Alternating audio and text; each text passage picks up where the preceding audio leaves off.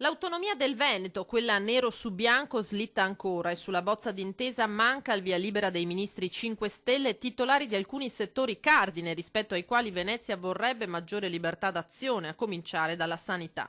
Sotto l'albero la Lega e i cittadini non troveranno dunque l'attesa firma del Premier Conte. Dal Carroccio si cerca di guardare più o meno forzatamente il bicchiere mezzo pieno. Il 15 febbraio, data in cui il Presidente del Consiglio dovrebbe sottoscrivere l'accordo, non è così lontana e il governatore Zaia risponde in questo modo quando gli si chiede se il Veneto non sia di fronte all'ennesima presa in giro. Ma decisamente no, visto e considerato che per la prima volta nella storia entra in Consiglio dei Ministri il tema dell'autonomia e viene trattato e soprattutto c'è una presa di posizione, una dichiarazione del Presidente del Consiglio che dice il 15 febbraio, io entro il 15 febbraio firmerò il provvedimento, per cui sarà sufficiente farci un cerchietto sul 15 febbraio nel calendario e controllare quando arriverà.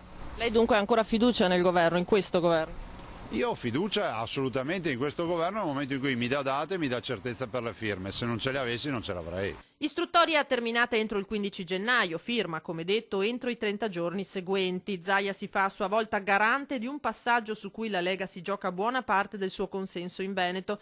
D'altro canto dice se in Parlamento dovesse mancare la maggioranza sull'autonomia le conseguenze politiche sarebbero immediate. Io dico che la Costituzione è chiara, firma dell'intesa tra Regione e Governo, la singola Regione, dopodiché va alle Camere e deve essere approvato a maggioranza assoluta. Immagino che se non passasse un provvedimento del genere qualche problema la maggioranza ce l'avrebbe. Ma con una manovra finanziaria che scontenta le categorie economiche e un'autonomia continuamente rinviata, anche tra i cittadini c'è il rischio che cali la fiducia. Io penso che il tempo dovrà essere galantuomo e sarà galantuomo.